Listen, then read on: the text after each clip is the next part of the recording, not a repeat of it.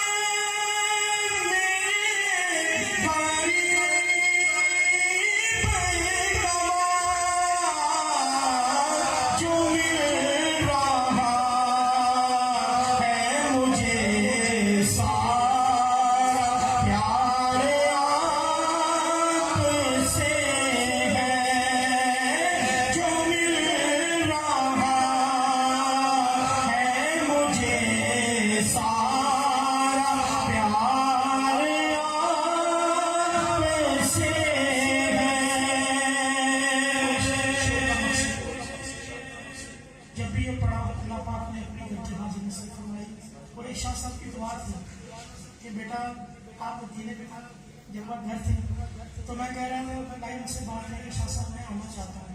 आपने कहा आजकल ऐसा कर्म हो गया कि हर साल में मिलने जाऊँ। अभी तकरीबन 1 माह पहले मैं सामने चिंता से वापस आया हूँ। तो इस शेर का मकसद से ये है